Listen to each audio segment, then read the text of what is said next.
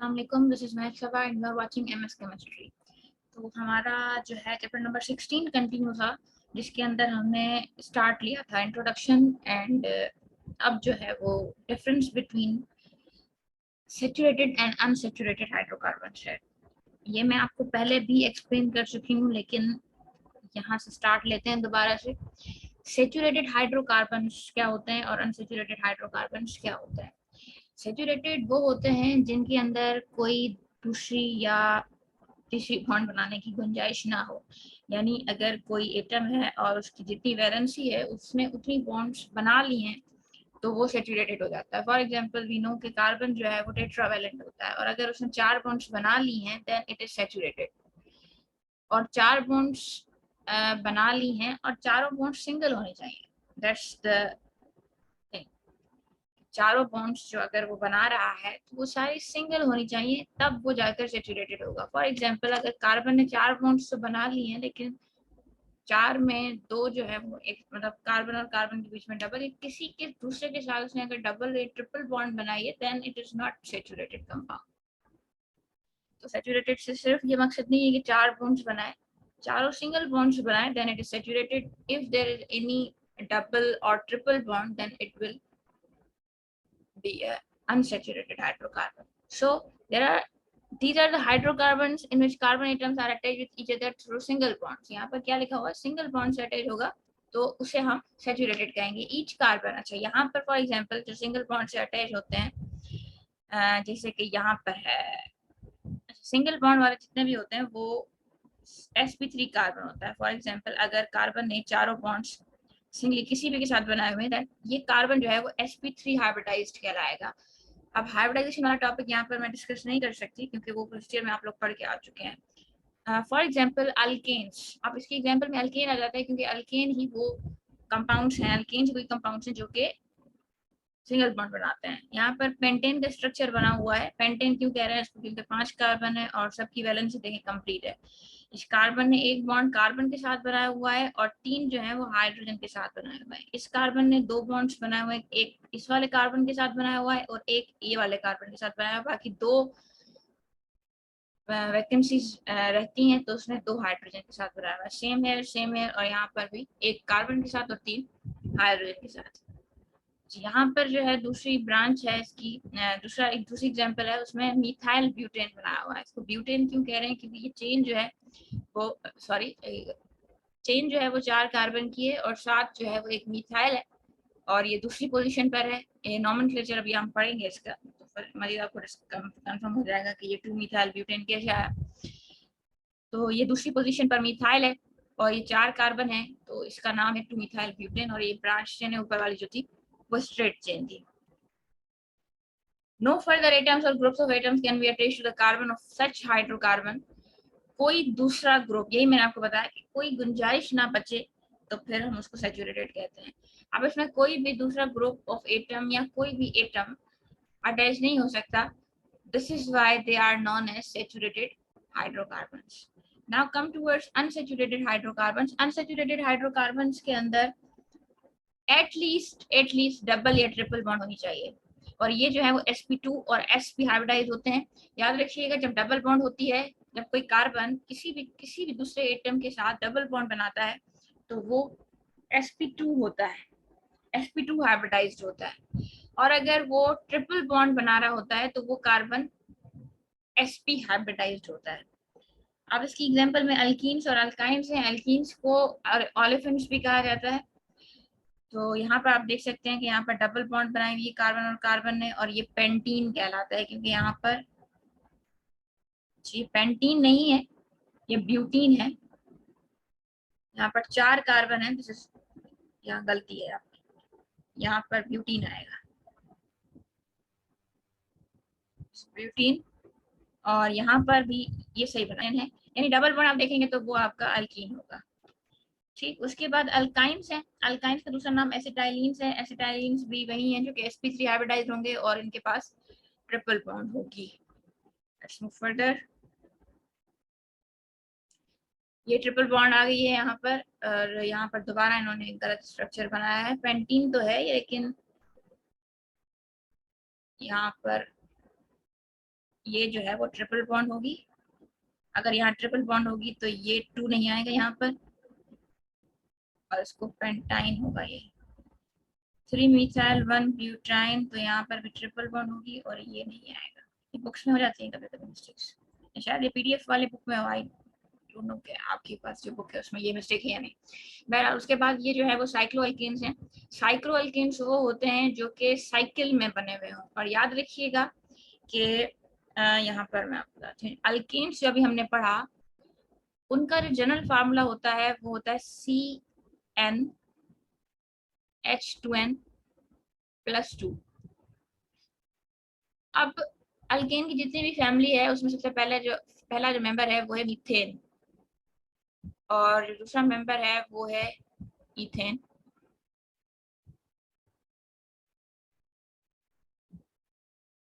तीसरा है आपके पास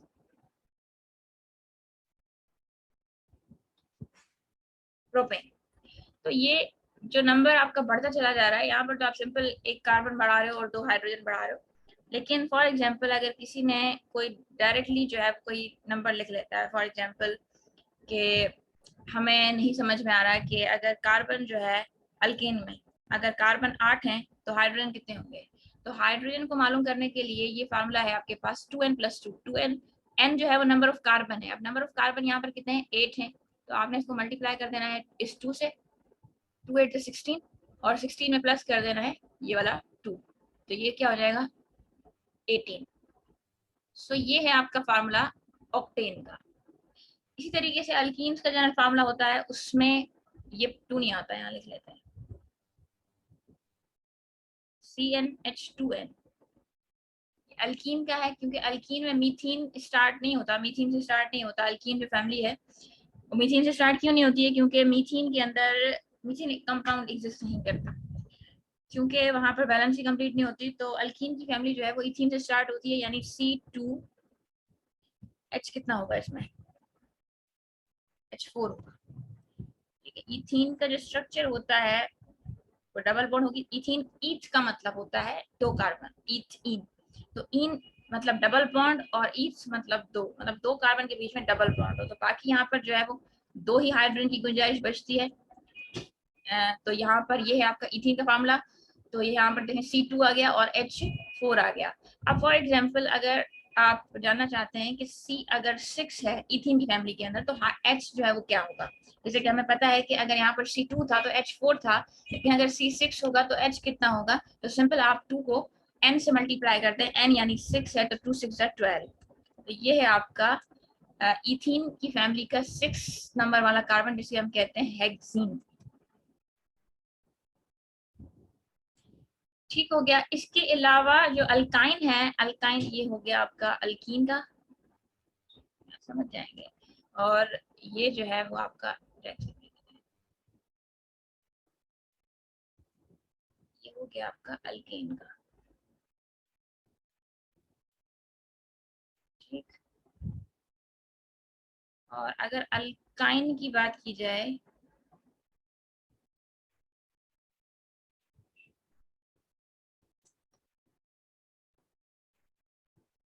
उसका जनरल फार्मूला होता है CnH2n-2। उसमें आपको -2 करना पड़ता है। फॉर एग्जाम्पल अगर हम इसकी बात करें कि वो भी जो है वो मिथाइन से शुरू नहीं होता है, क्योंकि वहां पर वैलेंसी कंप्लीट नहीं होगी, तो वो भी इथाइन से स्टार्ट होता है। तो इथाइन के अंदर C2 होगा और H जो है वो उसमें 2 ही होता है।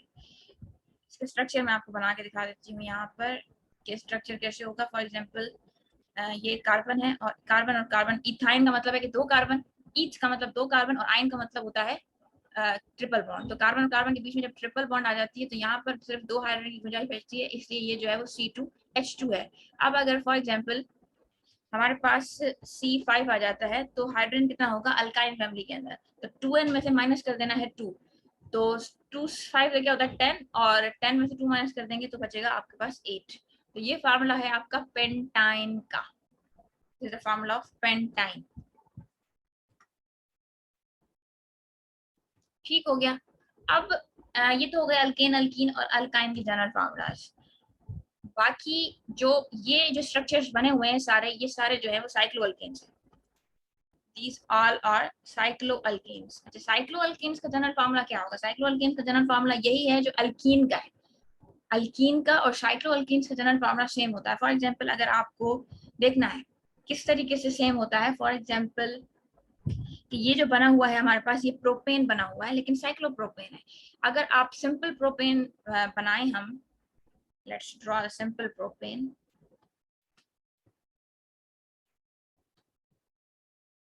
CH3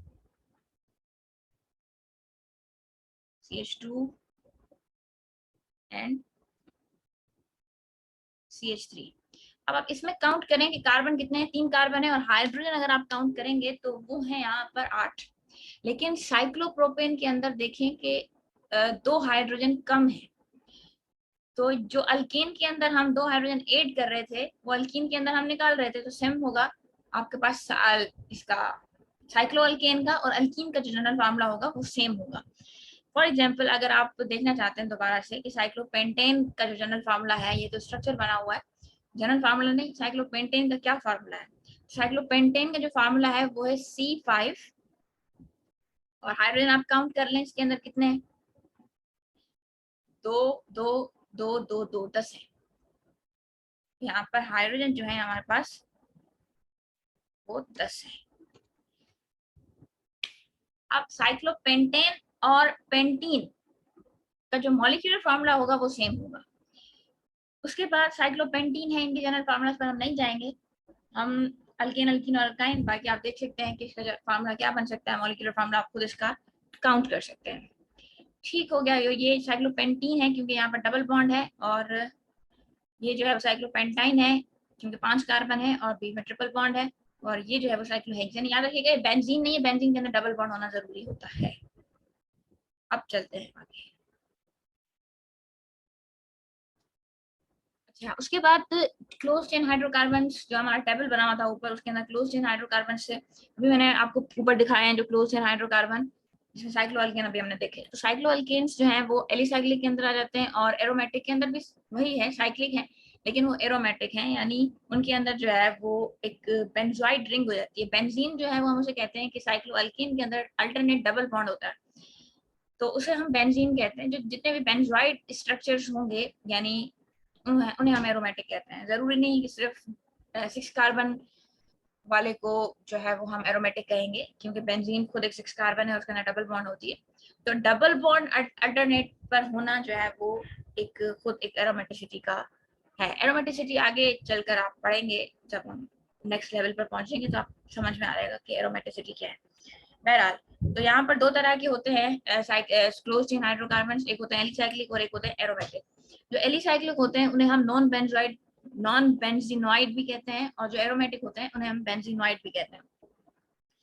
एलिसाइक्लिक पर 2 hydrogen atoms less than their corresponding open chain hydrocarbon. अभी मैंने आपको ये बताई बात यहाँ पर जो लिखी हुई है कि एलिसाइक्लिक हाइड्रोकार्बन यानी साइक्लोअल्केन्स को भी ये कह सकता है कि साइक्लोअल्केन्स, ये नहीं कह सकती कि मैं एलिसाइक्लिक सारे के सारे साइक्लोअल्केन्स होते हैं, वो साइक्लोअल्केन्स भी हो सकते हैं, लेकिन आई एम ट्राइंग टू से कि सारे के सारे जो साइक्लोअल्केन्स होते हैं जिस वो एलिसाइक्लिक हाइड्रोकार्बन्स होते हैं। तो जितने भी साइक्लोअल्केन्स हैं उनके अंदर अल्केन से 2 हाइड्रोजन कम होंगे।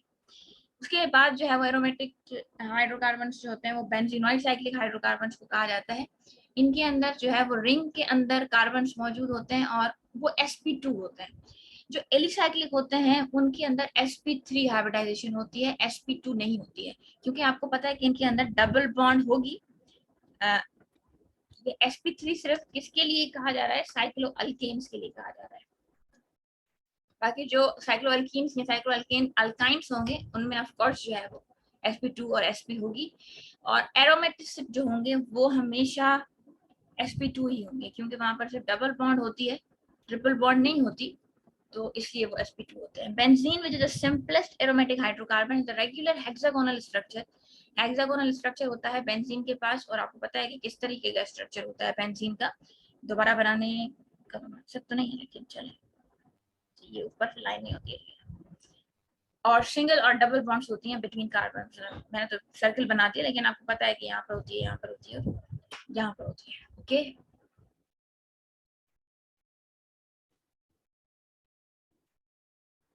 अच्छा, उसके बाद जो है यहाँ पर कुछ स्ट्रक्चराइज्ड, मतलब जो आपने लाइन स्ट्रक्चर में स्ट्रक्चर डायरेक्टली बनाए हुए हैं उनको उन्होंने स्ट्रक्चराइज किया है कि यहाँ पर ये जो कोना होता है ये कार्बन कहलाता है, राइट। यहाँ पर ये वाला कोना कार्बन है, कार्बन है, ठीक है। तो यहाँ पर उन्होंने कार्बन कार्बन कार्बन आ दिया, यहाँ डबल बॉन्ड है, डबल बॉन्ड है, डबल बॉन्ड है। बाकी आप देख लें कि बाकी कितनी गुंजाइश बनती है। इस कार्बन ने 2 डबल बॉन्ड कार्बन के साथ बनाई है, एक सिंगल बॉन्ड इस कार्बन के साथ बनाया, तो बाकी जो है वो एक ही बचता है इसके पास, तो उसने हाइड्रोजन कर लिया है। सारे कार्बन जो है वो एक डबल बॉन्ड और एक सिंगल बॉन्ड से जुड़े हुए हैं, बाकी एक ही वैकेंसी बचती है इनके पास जिससे वो हाइड्रोजन को जोड़ लेते हैं। यहाँ पर नीचे जो है वो एक स्ट्रक्चर है टॉलिन, यानी बेंजीन के ऊपर जब मिथाइल आ जाता है, मिथाइल यानी हाइड्रोजन हट के आएगा, ऐसा नहीं आएगा कि हाइड्रोजन भी और मिथाइल आ जाएगा। तो हाइड्रोजन हट जाएगा, ये वाला जो बेंजीन का स्ट्रक्चर है यहाँ से ये वाला हाइड्रोजन हटेगा और यहाँ पर जो है वो मिथाइल आ जाएगा। अच्छा, ये होगा कि यहाँ पर हम शो नहीं करेंगे क्योंकि यहाँ पर ऑलरेडी शो नहीं हुआ कि हाइड्रोजन है या नहीं है, हमारी इमेजिनेशन के अंदर है कि यहाँ पर हाइड्रोजन है, तो यहाँ पर डायरेक्टली हमने मिथाइल लगा दिया हाइड्रोजन की जगह पर, ये वाला। ठीक हो गया। उसके बाद ये जो है स्ट्रक्चर है नेफ्थलीन का, ये एक ऑर्गेनिक कंपाउंड है। ये नेफ्थलीन वो है जो कि चूहे मारने की दवाई होती है, वो नेफ्थलीन होता है एक्चुअली, जिसकी बहुत अच्छी खुशबू होती है, मैंने आपको पहले ही बताया था। और ये भी एक एरोमेटिक कंपाउंड है। अब देख लें कि ये 6 स्ट्रक्चर तो नहीं है इसके अंदर, तो 10 कार्बन है और डबल बॉन्ड है, अल्टरनेट सिंगल डबल बॉन्ड है, तो that's why this is aromatic. और इसके अंदर खुशबू भी होती है जो कि बहुत से लोगों को पसंद भी आती है। तो ये एरोमेटिक कंपाउंड है और इसको भी अगर आप खोल कर स्ट्रक्चर इसका देखेंगे तो वो इसी तरीके से है जिस तरीके से बेंजीन का है, लेकिन बीच में डबल बॉन्ड सिंगल बॉन्ड जहाँ आपको नजर आ रहा है, यू कैन पुट। ठीक है, तो आज के लिए इतना। नेक्स्ट वीडियो में बात करते हैं नोमेनक्लेचर ऑफ अल्केन्स।